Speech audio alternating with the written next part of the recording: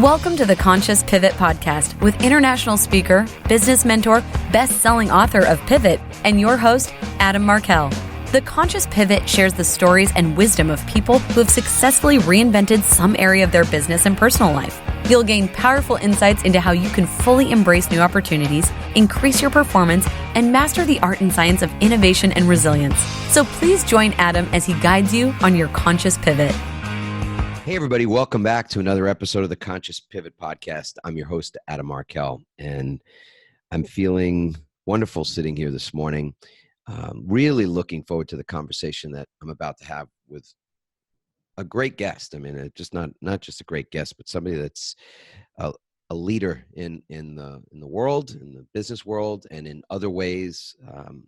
I'd say somebody that has just a diversity of interests, and even though he's somebody new to me, somebody I haven't had much conversation with before, I've already come to see that we are simpatico in many ways. And I don't think there's anything, from the place that where he lives, where I used to live, some of our business interests and other interests in life and in spirituality and some really great things. So I'm just excited. And I would say you're gonna experience something really special. So, buckle up, or maybe get you can keep walking on the elliptical or whatever you're doing, but I definitely want you to be able to be present and pay attention, because this is going to be wonderful. The gentleman's name is Scott Shay, and he's the co-founder of Signature Bank in New York, which, if you're not from that part of the world, I think they are up to about 1,400 employees, and last year had about $500 million in net income. He is a leading businessman, a thought leader, author of 2 widely read books, and he co-founded Signature Bank, by the way, in 2001. We're going to talk about that in just a moment. It's a bank that's become one of the best banks in New York for private business owners. Scott's second book, In Good Faith, Questioning Religion and Atheism, has been recognized as one of the best books of 2018 by Mosaic Authors, and also earned a finalist award from the National Jewish Books in 2018. Scott gives talks around the country, is interviewed on TV, radio, podcasts many times throughout the year. Scott, I'm thrilled to have you on the show today. Thanks for being with us. It's a pleasure to be here. I'm looking forward to our conversation. Yeah. Listen, there's a lot in your bio. It's it's impressive. What's not written in the bio that you would love for people to know about you at the outset? Well, I think from the outset, to really know me, you have to understand that I might be chairman of a $50 billion bank today, but I grew up in a 1-bedroom apartment where my parents had the bedroom. I lived in the dining room, and my mother's brother for many years lived in the living room. And, it's been an amazing journey. And my father, the other thing I think people don't, know, although they know if they read In Good Faith, my father was a Holocaust survivor. And his experience had a profound impact on me. Yeah. You and I, we didn't talk about this before we started the show, but there's another one of those little simpatico moments. I grew up also in a 1-bedroom apartment in Queens, New York, where it's interesting. We, I guess, had, I guess it was special because it was a 1-bedroom. It was the L-shaped living room. And so part of that was the dining room, part of that was the living room. And they built a wall. This was a big deal back in the day. They actually built a wall so that the dining room was no longer a dining room. They put a door on it from the kitchen. And my brother and I shared that room that was the dining room. So you can imagine, just what the size of that thing was. I can't imagine it, actually. Although I grew up in East Rogers Park in Chicago, for anybody who knows that. Yeah. So an interesting start. Listen, speaking of interesting start dates for things, or start times, you co-founded Signature Bank. And I know the bank from many, many transactions that I actually was involved in when I was a lawyer in New York. You started that bank in 2001. So when people are watching this, listening to this right now, we are all quite aware of the fact that we are in some interesting times, to put it mildly. The water got pretty deep. And we know when I was a lifeguard for many, many years, ocean lifeguard. So when the water gets deep, not only, do you feel it, but you can sense that people get panicked by it, get put into their a zone of discomfort that they're not used to, not even in a world of disruption. And we live in one. It's disrupted all the time. And yet this coronavirus has taken us, many people by surprise, taken me by surprise. Didn't see not just this thing coming, but the reaction to it. And Randy and I, my wife and I, were discussing just in the last couple of days, the last time we felt that the world was this sort of off kilter was right after 9/11. And that's a long time ago, and yet it's just a second ago, right? Absolutely. So bring us back to that point. And part of why I want to do this is I want to set the landscape up, because when we're most as a species, when we're most in fear, it's because we have either lost some faith or some sense of hope, or we actually anticipate, with our what if thinking, our amygdala, that part of our brain that's constantly looking for the threat, and we have to defend that threat, that we're on guard so much right now that we believe something catastrophic could happen. In fact, people are catastrophizing all over the place. It's on the media, it's in the news, it's in the stock market, right, which, a huge driver of the sentiment. Consumers everywhere, look at that as a guide. Right after 9/11, it was the same thing. Different, completely different, yet the same. Remember? I mean, people were looking at each other very suspiciously, especially if you look like you were from another country. If you were wearing something on your head, if your skin was darker, there were real issues in New York at the time with that, and people weren't sure, frankly, whether we'd be attacked again. There was great speculation that the economy might not be able to survive, that major institutions would go bust, and for a few months, I mean, markets went down. Real estate was on sale big time, and people just didn't have their footing. And yet, you chose then to co-found a bank. Give us a little insight into the counterintuitive decision making there. Well, so here's the thing. I had the idea of starting a bank in the late 90s, because I thought that the banking business in New York, I thought I'd way over consolidated. There used to be J.P. Morgan, there used to be Chase, there used to be Manny Hanny, there used to be Chemical, there used to be Bank of Greater New York, there used to be Trust Company of Westchester. I could go on and on and on. About 19 other banks all became J.P. Morgan Chase. And you had this huge over consolidation. And I convinced two other folks who originally thought I was crazy, but they joined me and became my partners, Joe DiPaolo and John Tamberlane, to start a new bank. Now, it's not so quick to start a new bank. You don't go like that and start a new bank. It took us 14 months from the time that we, first had a little tiny office with 5 people in it. And we opened our doors May 1st, 2001. Now, what you told me on, April 27th or whatever, the Friday before, whatever it was, that in 6 months, the World Trade Centers would be felled. Interest rates would go from, at the time, 6.25% to 1%. And don't forget, banks make money on float. And New York would enter its worst recession since World War II, worse than what happened in 2008. You know what? I might have had second thoughts, but we didn't know that in May 1st, 2001. So we opened the bank. And I remember telling the investors after September 11th, giving them a briefing, and they were pretty freaked out. That's an understatement. It's an understatement. And it's an understatement. But you know what? Let me give you the punchline. We were losing at first $2.5 million a month. We broke even after 21 months, and we went public after 34 months. And today, 18 and a half years later, we're a $50 billion bank, and we've never done an acquisition. So we had a good idea. But you never know what's going to actually be your pivot. So Indeed. here's something that I will tell you that also is counterintuitive to people. So when we started, I gave a talk, a rah-rah talk at the beginning, and I said, in 5 years, we're going to be a $5 billion bank, and in 10 years, we're going to be a $10 billion bank.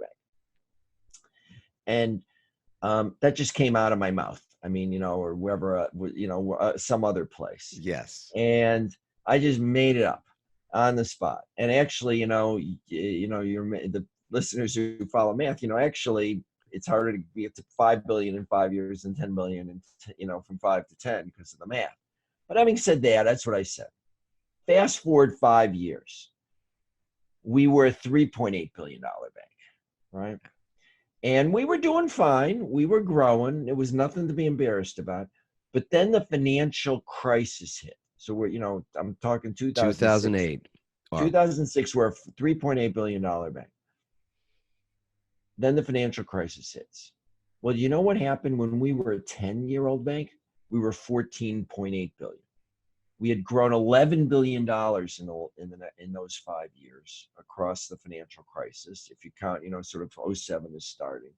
And the reason was because we were a safe bank. We didn't invest in, and I was certainly very skeptical of subprime, of all of these CDO squared, of the of the complicated financial instruments that were going on. So we didn't do any of it. And sometimes the important part of banking is recognizing you're not a genius, just avoiding doing the stupid stuff. Yeah. And that's what we did. And I think Charlie Munger is a pretty world-renowned investor, said, he's not trying to figure everything out or be so smart. He just wants to avoid being idiotic. I'm botching his exact quote, but that's the premise of it. Just avoid being idiotic. I mean, you think about that. And this is from one of the world's, this is the guy, that Warren Buffett, tips his hat to. So you go, that's an interesting perspective. And you said, in essence, the same thing there. Yep. And so the timing, while it might have seemed like the worst timing in the world, we did show our resiliency. You're wearing that shirt, and that's your, we did show our resiliency. We never had a down year during the whole financial crisis. We were the only bank in the United States above 4 billion that did not have a down year. We made more money in 08 than 07, more money in 09 than 08, et cetera, et cetera. And that got people's attention precisely because we were resilient. And then since then, in the 9 years since, our 10th anniversary, we're a $50 billion bank. So we've grown from 14.8 to over 50. And it's, again, all organic growth.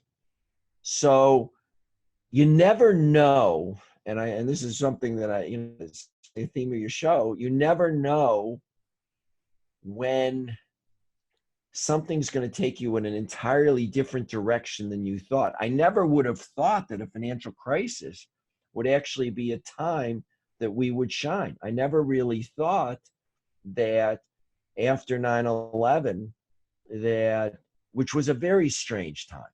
I remember watching F-15s flying in over Manhattan and not being able to leave the island and having the smell, which I remember to this day, in the air. And you knew part of that were human beings. And it was just, and you couldn't escape it in Manhattan. You couldn't escape that smell. Talk about the water getting deep. The air got deep. Yeah. It's looking at the landscape that you just covered, because that's going to take us to today. And I think it's a really important thing for us to discuss is resilience, not just conceptually, but even practically speaking, because it sounds like attributing that growth over those periods where you've got two milestone events that could have easily stopped you dead in your tracks. I mean, this bank could have been done and toast 6 months in, like right after 9/11. That could have been the end of it. It certainly could have been the end of it when a Lehman Brothers goes bankrupt, and we were on the precipice. As I think later, I don't know how much you knew at that time, but looking back on it now, with everything that's available to see, we were really on the precipice of something pretty horrific, that was averted. And that could have taken you guys out as well. And yet this resilience almost had a compounding effect, because in spite of all of that, you grew and grew exponentially so. Yes. Well, we did have some sense of what was going on. I mean, I wrote an article in '08 and on Bloomberg called "Shoot the Wounded," where I was saying, we have to, which we didn't do with some of the big banks. I actually, for those of your listeners who are really, I don't want to say financial, who are interested in the finance world, I gave a TED Talk in 2012 where I sort of explains some of what was going on, and what some of the mistakes that were made in the financial crisis were. I've written a lot about that.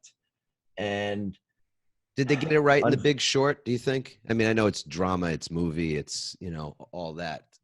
But is in essence the story of that? Yeah, it's dramatized tremendously. But Right. Look, it's like I said, I had the sense, the reason we didn't do any, people, look, in '06, there were people coming in, I had meetings with investors who would come in and say, why aren't you buying these AAA subprime bonds? You could earn more. What are you doing investing in Ginnie Maes and treasuries and Fannies and what are you doing? You could earn more. Right. Or people saying, when you're not using our capital well enough because you're not lending into construction, or you're not levered enough, or et cetera. And I don't want to take the credit that I knew there was supposed to be, it was a time to make a big short, because that wasn't my thing, but I knew that the financial world had gone astray. Yes. And that something bad was about to happen. I'm actually on the record of Signature Bank. I'm saying, I can't believe I was talking about these subprime AAA bonds. And then 6 months later, they're doing even better. Yeah. And I remember saying, I don't know what I'm missing, but we're still not going to do this. And so if you want to get to the core issue, if you really want to get to the core issue, I'll tell you what happened, which is that it's two things. Number one, there was a little bit of idolatry in this, in that where people were bowing down to the rating agencies who were saying, "Oh, this is AAA," and the reason the rating agencies were doing that is because the big banks had so much influence at the time in creating these instruments, and people used what I would call word bombs. They'd say, "Look at my shiny XYZ-2006 AAA security. We've used stringent Intuit and Intex data. We've stratified this by borrower type, by zip code, by tranche, by fabricating and replicating with a Monte Carlo simulation, Z-bond analyses." And people actually didn't know what anybody was talking about, but they didn't want to look stupid. Yes. And these things all had meanings, but they lost track of the fact that the Gonza person in the house couldn't make the payment. And basic premise, they couldn't understand that. And they couldn't realize that there was nobody with any incentive to check along the way. So how did these liars' loans happen? Because nobody checked if anybody was lying. Everybody was sort of bowing down to the money god, if you will. And it's really, sorry. Bless you. Yeah, it's getting to be spring here as well. It's not a coronavirus. No. But we're gonna sneeze into the next segment of the show. So yeah. So so people are all convinced that this sort of financial technology works, even when there's actually no reason to be convinced of it. But there's no incentive on anybody to step up and say that the emperor has no clothes, because Yes. everybody along the line is making money. Some of these homeowners, by the way, you know, in Merced, you live in San Diego, in Merced, California, there's the homes that were started out as being worth $76,000, and 3 years later they were being refinanced for $350,000, just because everybody was making out. And Las Vegas and Phoenix and all over the place. Absolutely. And it's interesting because you were saying something that was not popular at the time, which is, you know, like you're questioning the rationale, the common sense. Your common sense is not common. I think Nietzsche's credited as saying that. But Warren Buffett's always spoken about it being, you know, these cycles where when people are greedy, you should be fearful, and when people are fearful, you should be greedy. And clearly, I think you got a sense of the greed that was going on, and it caused you to back up and take a more careful look at it. And it's interesting because, and he uses this great analogy. I love Buffett's analogy about, it's like you're standing in at the plate in baseball, and there's, you know, one pitch goes by, you let it go by. Another pitch goes by, it's a good pitch, you let it go by. Another pitch, you know, it's like, and people are screaming at you from the stands, you bum, you know, like, swing, you bum, like, what are you doing? And you could see people were just like, you got to get in this game, just like until, I don't know, 2 weeks ago, 3 weeks ago, you know, if you were questioning the bull market and weren't getting in at the Dow when it was 25,000, 26,000, 27,000, you know, it's like you're looking like 30,000. An idiot. Yeah, 29, right? Exactly. You're an idiot for not being in this game, because, and yet these cycles they repeat, just like there are seasons in everything in nature is a part of those seasons. Change is a natural order in the universe. And it should be no surprise on some level that we're experiencing this massive change now. But I know you wanted to say something there. I really want to get the name of the TED Talk that you gave while it's still relevant in the conversation. Oh yeah, it was called Banking by the People for the People. Yeah. If someone just goes onto TED.com or to YouTube, they can find it. There's a fair number of hits, so it shows right up. We're huge fans of TED and the TEDx talks. In fact, our company trains TEDx speakers. We do a lot of training of people that want to do keynotes and that kind of thing. But TEDx speaking today, toughest talk I prepared for I don't know, was a 14-minute talk. Yeah, I spent more time on those 14 minutes than I have ever spent on preparing a talk before. That might have been much harder. And the TED people are, they keep pushing you to do better and better. Yes. Before the talk.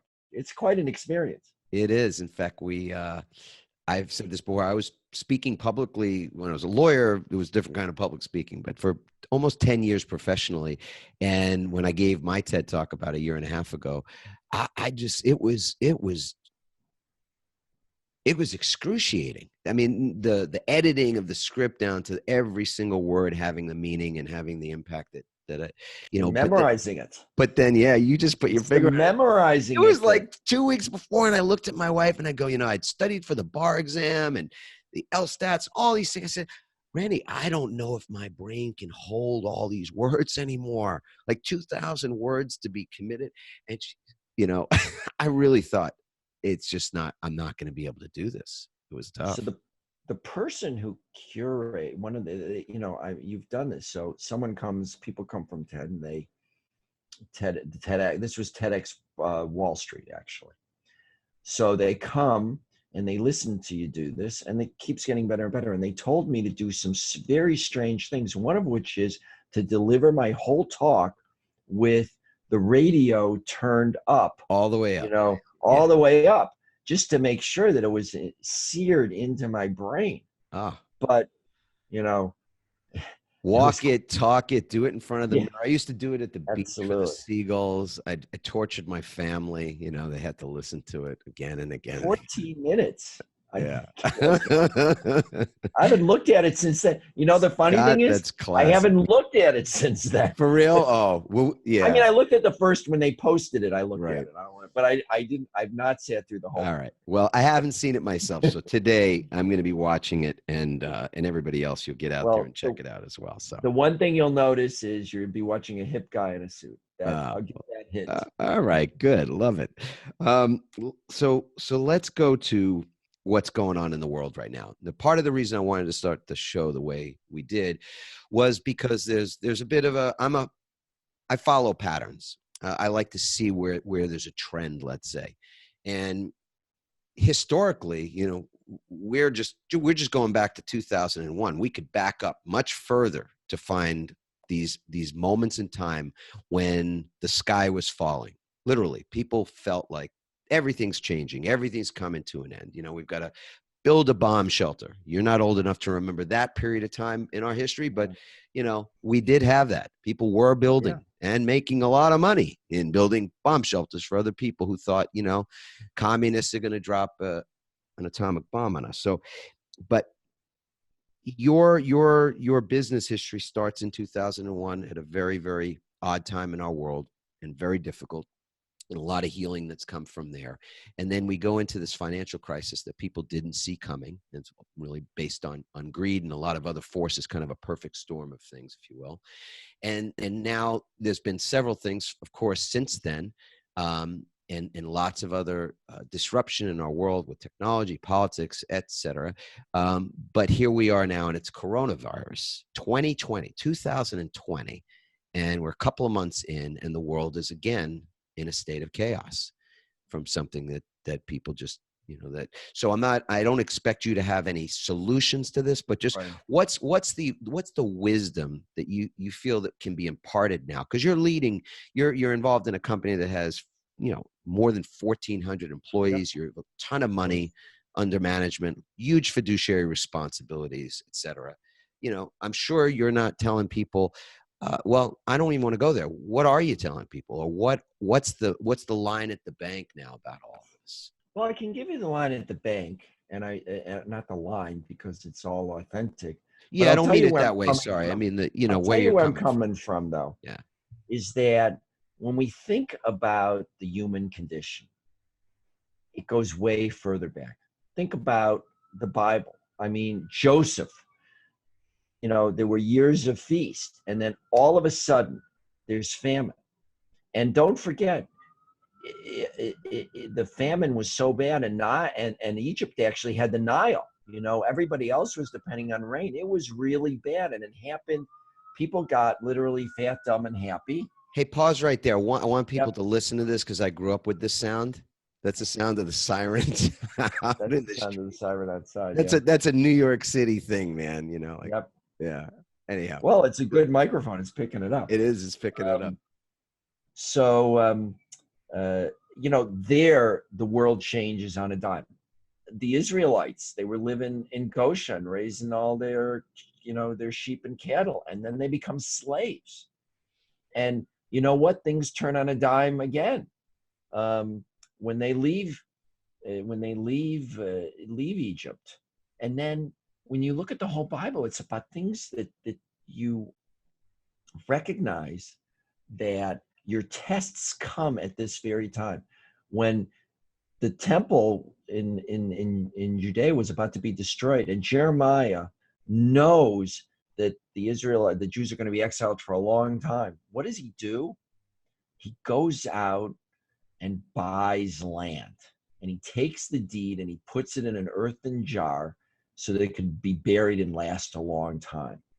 It's at these very moments when the world literally looks like it's falling apart that a lot depends on our personal courage, on recognizing here's where you have to not depend, and it's in times like these that you have to think for yourself, because there's a lot of, I mean, at times like these, and at times like, and this may sound subversive, but a lot of times the people with the power, the people that get us to the point actually weren't being straight.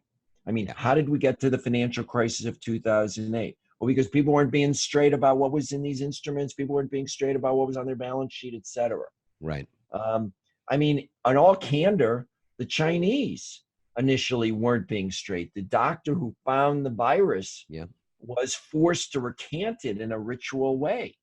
So at times like these, what you have to look for is the truth. And it's not necessarily so easy to find. I'm not talking about conspiracy theories you just have to look at the environment and say, what is really going on? Am I making the right reaction? Am I making the wrong reaction? And that takes a certain seriousness that I think congenitally human beings aren't built to do. Human beings like to follow a leader. I mean, it's been that way. You know, how did the humanity get Stalin, Mao, Pol Pot, the Assad family, the Kim family, Mao, I don't know if I'm repeating, Hitler.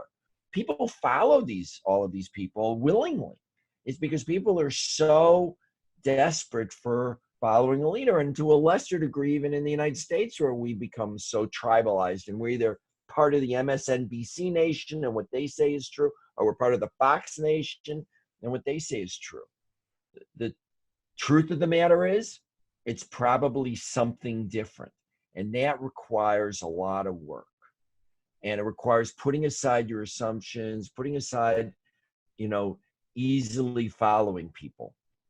And that's what I encourage people to do now. I mean, you could go into hiding in a time like this, but that may not be appropriate, frankly, for a healthy 25-year-old. And on the other hand, for a 65-year-old smoker with a lung condition, maybe the appropriate thing to do is to go into self-isolation. Yes. But you can't just say there's like one thing and it's good for everybody. No, you got to figure it out for yourself, and you got to do it in a clear-eyed way and without being obsessive compulsive about it. And I think when all of the leaders in the Bible, the thing that's amazing about them is they tried to figure out what was truth, who was lying. I mean, it's easy to be an idolater. Who's telling the truth? What should I believe? And I don't care if you're a believer or you're not a believer. That's one of the central messages of the Bible, is seeking out what the actual truth is. And then if you lead from the truth, you go far. And it often points to one place where you find that truth. I mean, I read a lot of the Bible and find it incredibly useful in my life today. Didn't read any of it when I was younger, and I'm still not a religious person, but very spiritual, in that there's great wisdom in the scripture, all kinds of scriptures. And in every major religion, it points to the same place, origin for answers. And that is within ourselves, as the man, as the woman thinketh in their heart, so are they, so shall they be. You've got to find truth and common sense and what's right and what's real inside of yourself. And the difficulty in that, I agree with you that we're sort of wired to be part of a herd. We're wired to know that we're safer in the herd. This is just genetically baked into our DNA, right, that when we're outside the herd, we're more at risk. So, it's not any wonder. But being an independent thinker, this is, my wife and I, we have 4 kids, and we've said this forever. We didn't, the kids didn't come with a manual. We were surprised they let us take them home from the hospital. I mean, seriously, right. Like we didn't have a clue. But what we did know and said from the very beginning was we wanted our kids to be independent thinking in this world. And what I really love about not only the conversation, but what you've laid out for us is that you were, and I don't mean you, but you and your leader, the other leaders in your bank and your institution, your organization, had modeled counterintuitive thinking. meaning contrary, not just for the sake of being contrary, right? But being contrary to the herd, the school of fish swimming in one direction, because I feel we're able to ask those questions and sit with them long enough to realize something's not right here. This doesn't make sense. So how do we go along with that in good conscience and ethically when it doesn't feel like it's right? And I think the difficulty for a lot of folks today is that we're so inundated with information, and it's so noisy. I mean, literally, figuratively, so noisy in the space of our heads and in the environment we live in. How can anybody kind of be clear-eyed, as you said, if you're not making, and this is where I guess we maybe look at what we can be doing now, each of us individually, to take personal responsibility for being clear-eyed. It's like, you've got to have quiet time. You got to have time to reflect and time to think and sit with things and run it through the filter of common sense. And then there is the fact that religious teaching and the parts of religious texts are really not just comforting, but they are places where you can sit with things long enough to gain a perspective. Now you're a writer, so on top of everything else, at some point you're like, I'm a writer. Talk about a pivot. I wrote this book. Took me 5 years to write, and it took all of my discretionary free time. But I want to come back to something that you're saying, because I think this is an important point for your listeners. It's an important point for me, and it's one that I really, over the 5 years of writing this book, I really got to understand, is that you can do this with meditation, but for me, it's prayer. So for those of your listeners who want to do think of, substitute the word meditation for prayer, that's okay. But I believe that there is an almighty God. So if I believe that, I believe that God knows everything about me. So that when I'm in prayer, there's no place for me to self-deceive. I think, and I'll take it on myself, and I assume this applies to a few other people. We're the easiest, we're the easiest ones to deceive when it's ourselves, because we want to tell ourselves all these comforting stories, make all these excuses for ourselves about why we're doing what we're doing, as opposed to why we're not doing what we should be doing, or knowing that certain things need to be done, but we've got an excuse for not doing it.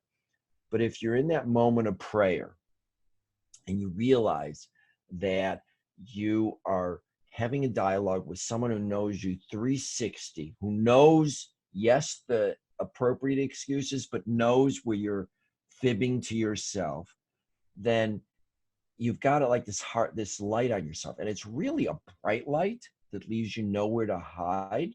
And sometimes, I can speak for myself, I cringe. And I think most people will cringe at what they've sort of done and not done. But in that moment, you can have a clear-eyed self-assessment. Okay, got it. What do I need to do? What am I missing? What excuses and simple and quick shortcuts am I taking that I can't take because of my responsibilities to my family, myself, whoever? And that's why prayer is so powerful for me. And I'll tell you, over the 5-year journey, because writing this book was a journey. And the part on prayer is the last part, because one thing that's true about me for sure is that I pray totally differently than I did when I started this. I mean, I'm not just taking the text of what the liturgy says, the Siddur in Hebrew, but whatever your hymnal is. I'm really saying, okay, I'm taking this seriously. And if you take it seriously, I think it has an impact on your business life, on your partnerships, on your relationships, and also on how you conduct business. Because I really believe that the rubber meets the road in our personal relationships in business. I mean, to a certain degree, we are economic animals. I mean, you can't actually tell. It's for most people who aren't in, government or, wielding violent power. The way you can tell someone is a good person or a bad person is how they do their business transactions, or how they act as an employer, how they act with others. And prayer really forces you to reconcile up with what you're doing during the day, because you can't actually pray in the morning and then spend the rest of your day praying on people. Oh, that's an interesting statement. Have you said that before? I did say that. I put it it's from the book. So yeah. I did say that before. It's from my book. Well, good on you, because that's a statement I'm going to remember as well, which is there's this thing where I think a lot of people do spend time in meditation or in prayer, and then and you let me know if this has been your experience as well. And then 10 minutes later, they might be in that place in their meditation or their prayer where they realize everything is really okay. I mean, let the winds blow, but we're all good. Meaning they've quieted themselves, they're grounded, they're alert, but not alert with a racing heart with cortisol pumping in their bodies, and they're in fight or flight, but they're alert, and actually their blood pressure goes down. That's the way I get in crisis. It's been that way for a long time. Maybe it came from growing up in a city where there was a lot of threat. I mean, I grew up in a much less kind and gentle Manhattan, in New York. I mean, I worried where I walked and got beat up and got mugged and all this stuff that New York used to be about. Now it's a bit more of a Disney scene there, which is good. That's a good thing, but it's also different. And in any event, the threat, the feeling that we've got to defend ourselves, I think closes us off to some of that real guidance that comes from within. And yet we get to a place like that, and 10 minutes later, an hour later, despite that, we're doing something in contrast to that understanding, let's say, that everything's okay, or that we're all connected, that I should never look at someone else and think, somehow they're different than I am. Not really. But 10 minutes later, you're on the highway or you're at a stoplight, and somebody beeps their horn at you and you flip them the bird. And you go, so where did my prayer go? Where did my meditation and my peace go? And there's this building and wrecking thing that happens for a lot of people. I don't know if that's been your experience at all, but it also takes constant vigilance. And I guess maybe that's where we're going to end up anyway with this. Constant vigilance. And I would just say this. I try to live by one rule, and that's Hillel said the entire Bible can be summed up with one phrase. Don't do what is hateful, what would be hateful to yourself, to someone else. So in other words, and the rest is commentary. So in other words, flipping the bird to somebody, you probably wouldn't want someone to do that to you. So don't do it to someone else. And anytime you say it's okay to do something to someone else that you're not doing, that you wouldn't be happy being done to you, you're sort of self-deify. And that's the major message of the Bible, is don't self-deify. There's only one deity. And if you get that, then the day will continue, because you'll always have in mind, I'm not the deity. Nobody's a deity. We all share the first, couple of lines in the Bible where we all share a spark of divinity. Everybody's got it. Now, it's not so easy to figure that out all the time. And it's not so easy to figure out what the other person's divinity is. But you're supposed to know that it's there someplace. Maybe not at that second. Yeah. And I try to live by that. I'm sure I fail too. I'm nowhere near perfect. You can certainly ask my family members. They could probably give you chapter and verse, but I have it in mind. Yeah. And I think that's the sort of thing to always have in mind. Consciousness. Scott, what is the leadership at the bank, at Signature Bank, saying to its folks right now? And is there a message that you guys have curated specifically in response to a lot of panic over the coronavirus?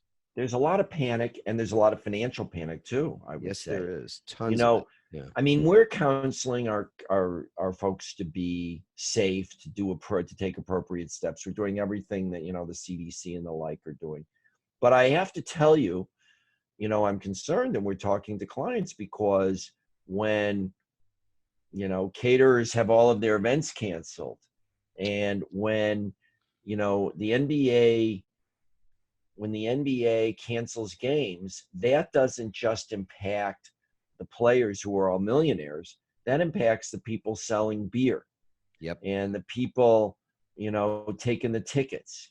And so there are tremendous knock-on impacts, ripple effects, and those are the impacts that I'm most concerned about. So it's as though the entire, if you've ever shifted gears, it's like you're driving on the highway and you suddenly try to take your car out of gear on a stick shift, pumping down on the, while pumping the crankshaft. Yeah, you're going 70 and you drop it into third gear, and you hear the engine make a sound. Yeah. You didn't expect. You don't want to hear it. It doesn't sound good, and it isn't good. No. And so I think that, today the Dow was down another 2,000 points after being down 2,000 points a day earlier. So you're also seeing folks who have made retirement and other plans who are suddenly saying, whoa, yeah, I just lost 30% of my nest egg. Yep. So this is a time of, I don't want to call it a biblical proportions, because it's not that, but it is one of those times that personal courage is going to be very important, and pulling together is going to be very important, and nonpartisanship is going to be very important, and helping people who are in need is going to be very important, because most people who are going to be hurting actually are not going to be hurting from the virus. They're going to be hurting because their business collapsed or their income has gone away. And that's, I think, right now actually mission one. I agree, Scott. I would love to, as we're wrapping things up, talk just briefly about your own personal, and I think I got a sense of what you do to maintain resilience for yourself, because you and I, before we even, went live here, we talked about how we're a resilient race, where humanity is resilient over thousands of years. We've seen it. I mean, through every imaginable and unimaginable thing. So this is really no different than that. It can't be, I don't believe. And what will define the experience for many of us is just how we handle it. Does it actually draw the best out of us, or does it somehow draw the worst out of us? Which you get to see both many, many times. Well, it's a time where, and again, I go back to the Bible on this too, since we're talking a lot of spirituality. I mean, look, I was talking about the Exodus. I mean, the Egyptian midwives, when Pharaoh was saying, throw all of the Israelite boys into the Nile River, these two Egyptian midwives said, well, we can't tell the Pharaoh no, so we got to come up with some way not to do it. So they said, well, they figured out how to play into, by the way, Pharaoh's lies. They said, well, these Israelite women, they give birth like animals. We don't get there in time. And meanwhile, they're obviously delivering the babies.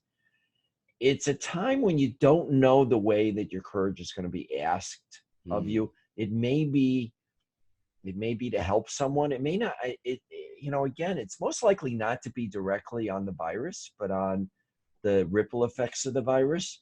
Right. And this is a time when people need to step up and do the right thing. And that'll be a different right thing for every single person. But there will be that right thing.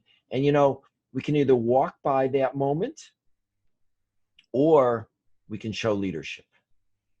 And I think human beings do sort of know that, if we can strip away, again, all of the self-deception that we like to tell ourselves. There is that moment. And I hope, and that can change everything. it can change everything for someone you help and for yourself, because you realize it's in there in you. Yes, exactly. Everybody's a natural leader. I know some people get that moniker. There's a natural leader there. Look at that charismatic leader. That person is just she attracts people to her. But the fact is, and I truly believe this, everyone has that. We all got the DNA. We wouldn't be here otherwise. We're the result of it could easily be in any mathematical model that we didn't make it this far so the fact that we are here is not just a miracle, but it is truly a testament to what we are made of as human beings. And if each of us, I think, own that, take responsibility for that, step up to it, as you say, not walk past it, then this will be one of those little footnotes as well in history. Well, not one that's a small thing, but a thing that we just go, yeah, look at how we dealt with that and came out the other end of it. Well, one thing that I talk about in my book, again, toward the end of the book, is life is actually, and the Bible sets this up, basically life is a series of tests. Do we pass them or not? I mean, there's really the two most important days for any human being are the day you're born, because now you're in the game, and then the day you figure out why you're here. And that's the day you can actually control. And that's, in a way, the most important day. If you figure out what your purpose is, how you can help, how you can make this planet a better place, how you can make humanity a little better, changes everything. And that's generally revolves around the test. And that's why we have to strip away self-deception. That's the most important thing we can do as an individual. And that, look, I felt these are really important questions. That's why I spent 5 years, getting rid of everything else. I used to be on a whole bunch of charitable boards. I used to be a cyclist, believe it or not. I wasn't a competitive, but I was doing all sorts of events, these sort of longer events. I gave it all up because I just felt like I need to write this book. That was the thing that I felt. And for everyone, it's going to be different. Yes. But, whatever your labor, what that is. Your labor of love, like you go back to that example you gave with the midwives, right? We all finding our labor of love. My dad's a writer as well, and both very fortunate. Both my mom and dad still doing great and in their 80s and all of that, and independent, and try to keep my mom from doing what she wants to do. She was in the city last night, actually. She was in Manhattan for an event. We were like, come on, seriously? But she's just, she knows her own mind. The book is In Good Faith, Questioning Religion and Atheism by Scott Shay. Scott, it has been such a pleasure to have you on the show. I could talk to you for a long, long time. This is about all the time we've got for now, but maybe we'll do a part 2 when we've gotten beyond the catastrophe, the quote unquote catastrophizing of things, and we'll circle back and maybe see what we've learned in the process. But really happy that you are the kind of person that's involved at high level of leadership of a major institution, Signature Bank, and for all the people that have their money with you and have put their faith and trust in that organization. I think they're in really good hands. And I don't say that lightly. I was a lawyer for 18 years. I wouldn't say that about too many banks, frankly. Just like people wouldn't say that about too many lawyers, maybe, I don't know. But there's good people and there's good organizations everywhere. And I think you guys are doing a wonderful job. So thank you for making the time today. Thank you. This has been really a pleasure. It's been quite a conversation. So thank you. And I look forward to continuing it. Wonderful. Wonderful. Again, the TED Talk as well. Just mention the name of the TED Talk you gave again. Oh, Banking by the People for the People. And I can say it's actually easy to find. If you go to my website, scottshay.com, you'll find information you'll find the TED Talk, you'll find my Google Book Talk, you'll find a debate I had with Michael Shermer, you'll find some of the best podcasts that I've done, of which this will be on it. Yeah, good. And information on the book, study guides. The book, by the way, is also available, since I'm on a podcast for people who like to listen. It's available on Audible as well. Andrew Totelis read the book, and he's got a much better voice than me. Oh, He I would have does. liked, There's no question about it. I don't know. Your voice would have been so bright. You know what? It took me 4 days. So this book, Pivot, right? It's in Audible as well. 4 days took me to read this thing. And then get this, I got laryngitis. It's kind of a funny thing. I'm a professional speaker, and yet 4 days of speaking into a microphone, I'm getting no energy back from a live audience. And it just depleted me. So 4 days later, I had laryngitis for like a week. But I will say this, the one thing that we do to create resilience is really important to me these days as a small measure of what we can each do to start our day. And so do you have a start of day ritual? I'm going to share mine in just a second. But Scott, do you have one thing that you do at the very beginning of the day? Helps you build resilience. What's that? I do 10 minutes of exercise, and then I pray. A prayer, I really, for me, starting the day, it sets my gyroscope for the rest of the day. Yeah, exactly. For me, it's a 10-second practice. I try to, find something that almost anybody can do, which was the subject of my TED Talk as well, which is these 4 simple words to start the day. And those words are, I love my life. I love my life. And it is a prayer of sorts. It's an intention. It's how I want to feel. And I feel very much like all of us, regardless of what, we may be experiencing and how this virus has affected us or even will affect us, we've got to maintain that true center. And whatever it is that you say, whatever you do to create that center, I think is what is going to help us all. So, amen. Yeah. Amen. Show notes will include links to Scott's book and website and all those things. So check out the show notes. Please leave a review as well. You can go to adammarkel.com/podcast, leave a review there, or email us at team@adammarkel.com with questions, comments, etc. But everybody have a wonderful, wonderful rest of your day, your evening, wherever you are in this moment around the world. We send a lot of love. Bye-bye. Thanks for listening, everyone. We hope you now have the tools and greater insights to navigate your own pivot. Help us inspire others by sharing this episode and leaving your comments over at adammarkel.com/podcasts. For more tips, strategies, and support as you consciously pivot into a new business and lifestyle you love, join our Pivot community on Facebook at pivotfb.com.